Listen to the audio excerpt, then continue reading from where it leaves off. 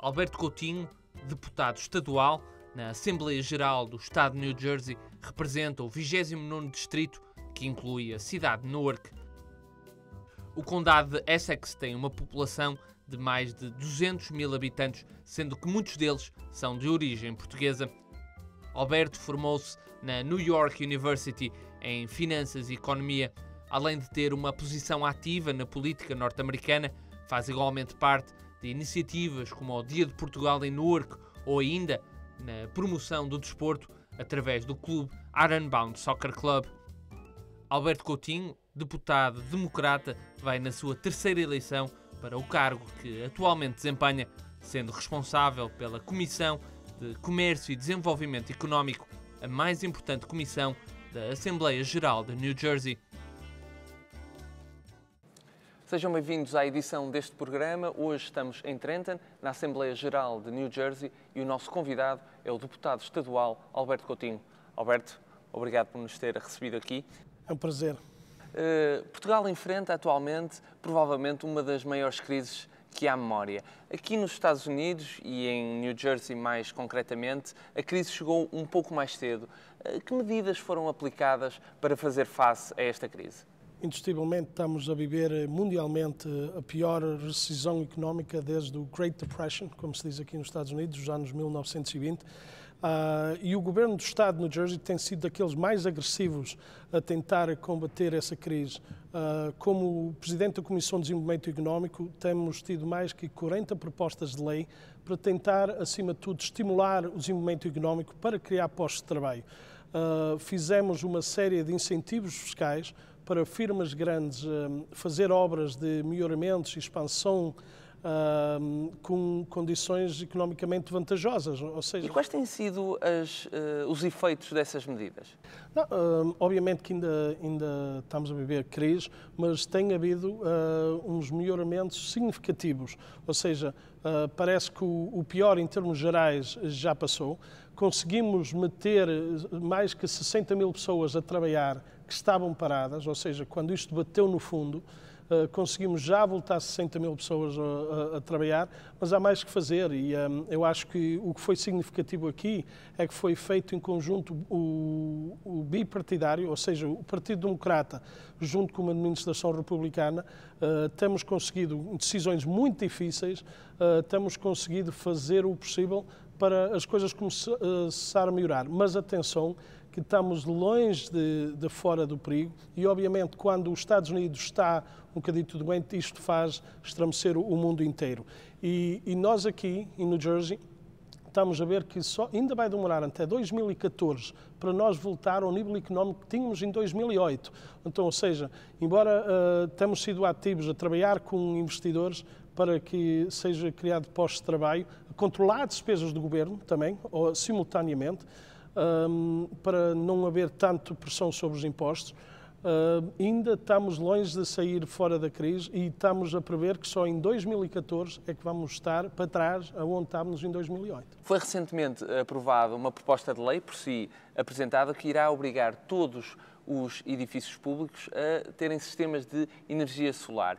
Portugal, nos últimos anos, tem apostado muito na energia fotovoltaica. Há a possibilidade de existirem parcerias luso-americanas? A administração Obama, a nível federal, fez parte do seu plano para tentar estimular a economia norte-americana, fez um grande investimento em renováveis. A verdade é que ainda estamos longe do setor renováveis ter o lugar que merece e que é preciso. Há muitas pessoas, especialmente da esquerda política nos Estados Unidos, que acreditam, e aceito como eu aceito, que o futuro importantíssimo para a economia norte-americana e mundial seja através dos renováveis. Mas, ou seja, a direita norte-americana, que tradicionalmente a decisão deles é o drill baby drill, ou seja, tem uma admiração incrível pelo petróleo e cada vez mais procura continuar nesse caminho. Muito forte. Um lobby fortíssimo a nível de Estado e também nacional. E é por isso que não se vê a aceleração da maneira que devia ser. De qualquer forma, é natural que isto vai acontecer, é o futuro, e posso lhe dizer que Portugal, nesse aspecto, está muito bem visto. para as pessoas dentro do assunto, dentro do setor, políticos que sabem que o futuro é esse. Portugal tem uma boa imagem a nível nacional e a nível empresarial. O investimento da EDP na Horizon certamente contribuiu para isso. Seja a FSEC, seja a EDP com o Horizon, a presença dessas duas firmas aqui nos Estados Unidos tem ajudado imensamente para a imagem de Portugal nesse setor. Agora, eu acho que é uma oportunidade para o futuro que Portugal esteja atento e continue a investir nesse setor. Eu acho que tem muito a ver com as forças naturais que Portugal tem, as energias renováveis. E eu, aqui nos Estados Unidos, estou a lutar para que os Estados Unidos tenham uma estratégia de independência de energia, ou seja, que se faça um bocadinho de tudo, especialmente de energia nuclear, seja solar, seja de vento, seja de água, e também o petróleo ou clean coal technology. Não há razão para um país tão rico que é os Estados Unidos esteja a importar tanto petróleo, não é, do Médio Oriente, ainda por cima com as condições geopolíticas que existem lá e povo que está contra a nossa maneira de ser. Eu acredito que o tempo está a vir e acredito que há uma grande possibilidade para Portugal e firmas portuguesas aproveitar os Estados Unidos vir aceitar abertamente energias renováveis. A tecnologia nas áreas das energias renováveis entronca precisamente na ideia que o Alberto tem para o desenvolvimento económico de Portugal. As minhas ligações com Portugal são fortíssimas e também sigo, dado amizades políticas, pessoais, a situação em Portugal. Acredito que, sendo otimista, Portugal tem soluções, que Portugal é um país rico e tem que saber achar o seu lugar. E quando se olha para Portugal, é um país riquíssimo de cultura, de natureza, o ambiente é uma mais-valia que Portugal tem que saber explorar, seja para turismo tradicional, que está subexplorado, seja ecoturismo, que não existe ainda, não é? Há partes do Brasil que consegue fazer isso, seja Curitiba, seja as Amazónias, que sabe aproveitar a sua beleza natural para fazer turismo. Portugal ainda não está a fazer isso, precisa de fazer mais. Mas também toda esta questão da beleza natural de Portugal é um forte. E eu acho que a questão dos renováveis vai perfeitamente nisso, ou seja, vamos defender a natureza, vamos defender a terra. E de tal forma que Portugal tem que saber vender essa beleza natural. A questão de ser líder num setor, ou um líder num setor de renováveis, encaixa-se perfeitamente. Eu acho que Portugal tem que ter uma visão a longo prazo. Sabemos que Portugal, sendo um país de limitações em termos de território, em termos de produção humana, ou seja, de população, nunca vai ser um país de produzir muita coisa. Agora, tem que saber explorar até ao máximo umas riquezas que tem. Então acredita no binómio turismo sustentável por um lado e energias renováveis pelo outro? Indiscutivelmente, eu acho que é aí que Portugal tem um futuro, ou seja, são exportações, não é? O seu know-how em renováveis pode ser exportado para todo o mundo, não é? Que tem um aproveitamento económico e também tem um aproveitamento social e ambiental para todo o mundo. E da mesma forma que Portugal foi pioneiro nos descobrimentos, não é? Soube ir para territórios novos, porque é que Portugal não pode ser um pioneiro e explorar territórios novos e na produção de renováveis?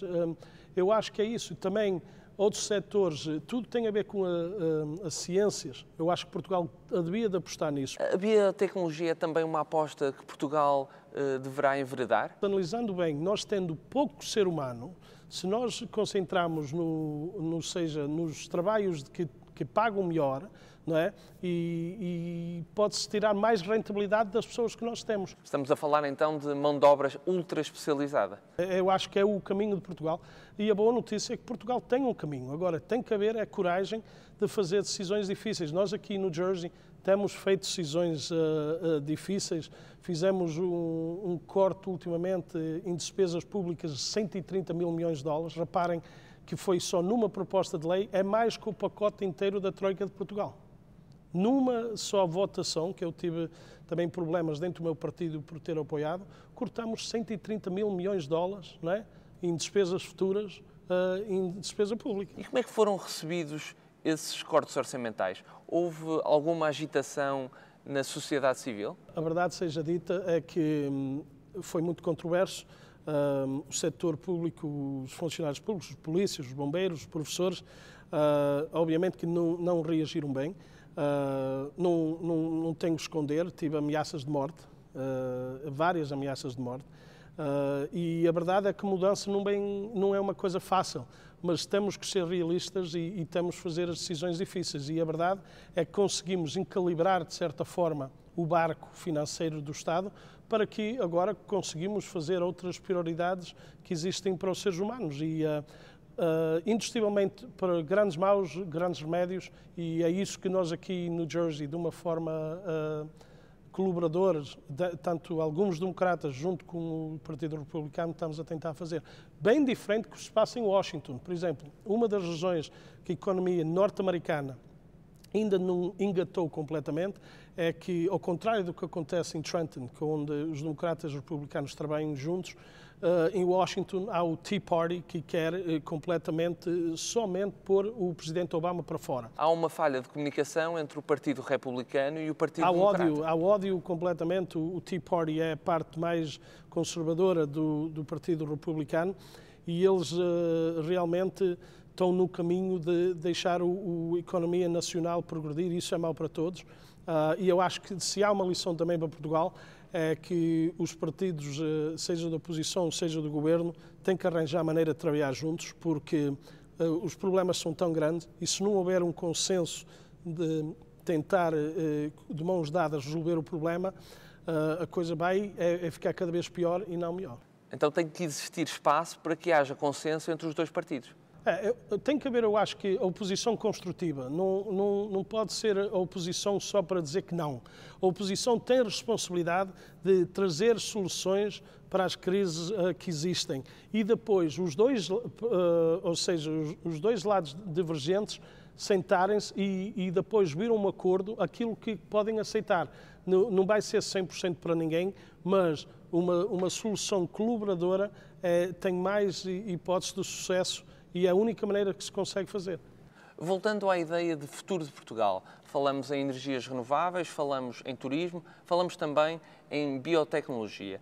Portugal vai ganhando nos últimos anos uma certa tradição nesta área, ao ponto de já vermos empresas portuguesas aqui em New Jersey. É o caso da Ovion, é também o caso mais recente da portuense CGC Genetics. Como é que se pode estreitar ainda mais as relações para que mais empresas portuguesas possam investir aqui neste Estado? Eu acho que eu adorava de poder colaborar num projeto desse. Eu acho que o governo e as firmas portuguesas deviam de haver, porque também é uma grande oportunidade. Como eu disse, Portugal, analisando bem os seus fortes e os seus fracos, tem que apostar naquilo que pode trazer maior rentabilidade. E quando vimos firmas gigantescas a nível mundial, como o Johnson & Johnson e o Merck, aqui sediadas em New Jersey, eu acho que devíamos procurar fazer esses laços. Então, mas é aqui algumas coisas. Eu acho que tanto o setor empresarial como o setor governamental em Portugal tem que ver isto uma oportunidade estratégica. Tem que haver formação nas universidades para criar cada vez mais cientistas especializados nessa área. Tem que haver outreach, ou seja, um planeamento, né, de fazer esses intercâmbios, fazer essas ligações. Primeiro entre universidades norte-americanas e portuguesas e depois entre as firmas. Como é que se pode fazer a comunicação entre o Estado de New Jersey e as universidades portuguesas? Há várias, não só no Estado de New Jersey, mas também outras comunidades aqui na América do Norte e noutras partes do mundo. Eu acho que o governo devia tentar aproveitar luso-americanos de influência. Neste caso, eu já tenho reunido várias vezes com o embaixador aqui dos Estados Unidos e tenho dado a minha total disponibilidade para poder colaborar nesse aspecto. Então, eu acho que há que aproveitar as ligações, que é uma grande força, um grande valor internacional que Portugal tem, que é os seus imigrantes, estão espalhados por todo o mundo, segunda e terceira gerações, para que eles ajudem a fazer essas ligações. E depois, obviamente, o fundamental depois de ter uma porta aberta, é a sabedoria. Então aí o que eu digo, o mais importante é ter a formação, ter esse know-how, ter essa capacidade para provar que uma vez que uma pessoa está dentro da porta, merece estar lá e que pode ficar lá e que há futuro para colaborações com as firmas, não é? Então, as universidades e os institutos deverão falar consigo, que é deputado estadual aqui em New Jersey, e em Washington com os congressistas Jim Costa ou Devin Nunes. Eu acho que há uma agência que tem uma história um bocadito, vamos a ver, menos positiva, que é o ICEP. O ICEP, que é um braço de turismo e de exploração, ou seja, desenvolvimento económico, tem tido boas pessoas, mas nem sempre tem tido, ou seja, uma capacidade de reação de recursos económicos para investir e para fazer uma diferença. Eu acho que tem que haver mais, ou seja, empenho da parte do Ministro dos Negócios Estrangeiros apostar nestas ligações estratégicas. E não acho que não vale a pena ter uma presença só para dizer que há presença, não é? Há que investir aquilo que há disponível, não é? De uma forma estratégica. E também uma coisa, o próprio governo tem que ver isto como um investimento, não é? E depois apoiá-lo a longo prazo. E então isto, a crítica não é para qualquer pessoa que tem estado aqui da parte do ICEP, mas sim da parte do Ministro dos Negócios Estrangeiros de vários governos que não têm tido uma visão suficientemente estratégica para a importância de fazer essas ligações. Porque, se eu puder, a outra coisa que eu acho que é importante que Portugal tem, e aqui, tanto como no Jersey como dos Estados Unidos, Portugal tem uma localização que pode ser a porta de entrada para a Europa. E é uma coisa que tem que ser vendida e que nunca foi. Deverá então ser um investimento estratégico. Isso é uma questão, seja aqui de Newark, seja em Nova Inglaterra, onde há portugueses bem colocados que podem ajudar nesse sentido. Portugal nunca tentou vender a imagem de ser a porta de entrada para a Europa. E especialmente agora, com uma Europa unificada, isso ainda é mais importante. Ou seja, as firmas da América do Norte, ou da América Latina, ou da América do Sul, não é? Querem ter uma presença na Europa. E agora que há uma Europa unificada, tinha todo sentido, Portugal sendo o primeiro passo para lá, pudesse ser essa base. Porque foi exatamente o que New Jersey fez. Recentemente foi aprovado um plano de $1.000 milhões para a reestruturação da ponte de Bayonne, que irá permitir o acesso dos novos cargueiros ao Porto de Newark. Por acaso foi uma proposta de lei minha, onde nós vimos o nosso porto como um valor estratégico e uma coisa a defender. E então, até na pior crise, desde a depressão dos anos 1920, nós fizemos um investimento para que o Porto pudesse continuar com força e crescer. Porque neste momento, quem não sabem, o canal do Panamá está a ser expandido e há navios que cabem 3 vezes mais carregamentos que hoje, que vão poder vir para a costa leste dos Estados Unidos. E se nós não fizéssemos esse investimento, íamos perder estes postos de trabalho. E então, isso é o que eu acho que é importante, é investimento estratégico que tem retorno. A infraestrutura é a base do sucesso de seja qualquer sociedade e eu acho que é uma das funções fundamentais do governo. O governo não pode fazer tudo, obviamente tem que ser o setor privado que vai criar trabalhos e crescer a economia, mas o governo, acima de tudo, tem que ver que há condições para o setor privado ter sucesso. E então, em caso de Portugal, vamos fazer o marketing, ou seja, dos nossos portos, o factor de nós ser uma porta de entrada de Portugal e vamos formar a nossa juventude para que eles possam ser cientistas e participar em setores estratégicos para o bem de Portugal. Foi por isso que o governador do estado de New Jersey, Chris Christie, e o embaixador Nuno Brito tiveram um encontro onde as parcerias entre o Porto de Newark e o de Sines foram assuntos em cima da mesa. De que forma se pode estreitar as relações entre um dos maiores portos da costa leste americana, o Porto de Newark, e os portos portugueses? Eu até dou os parabéns ao embaixador. Ele, acima de tudo, tem tentado fazer é criar relações com todos os estados onde há luso-americanos, que era abrir portas e ter uma relação com a administração governamental desses estados, seja na Califórnia, no Jersey, Nova York, Connecticut, Rhode Island. E uma das coisas que pode vir a ser disso é fazer uns intercâmbios ou umas parcerias estratégicas com os portos. Agora, o que é preciso fazer, temos que imaginar uma solução, temos que imaginar um plano e depois tentar implementá-lo. Neste momento, dado a realidade das coisas, eu acho que cabe mais a Portugal, né, tentar vir a uma solução do que necessariamente a New Jersey, né? Mas que para mim tem todo o sentido, eu acho que era importante. Sabe, a falar só um momento em termos de infraestruturas, quando eu vejo umas oportunidades que Portugal tem, e eu vi recentemente toda uma controvérsia sobre a linha de comboio entre Lisboa e Madrid. Eu acho que se Portugal pensasse bem, se fizesse linhas de comboio para que Portugal fosse a porta de entrada para a Europa e depois a mercadoria, através de comboio, fosse para o resto da Europa, isso é investimento com retorno.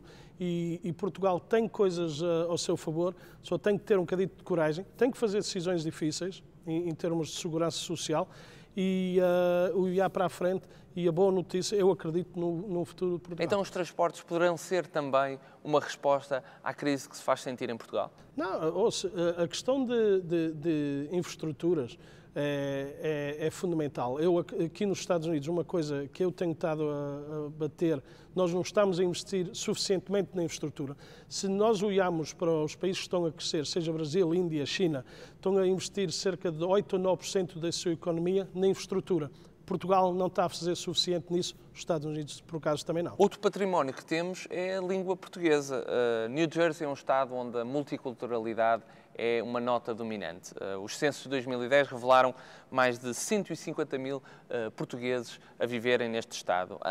Há perspectivas da inclusão da língua portuguesa nas escolas públicas de New Jersey? Já existem, mas de uma forma limitada nas comunidades onde há residentes luso-americanos, seja em Newark, seja em Elizabeth, há programas de língua portuguesa. Gostava de ver isso expandido mais para poder promover a língua portuguesa, mas a verdade é que isso tem que acontecer de uma forma mais natural.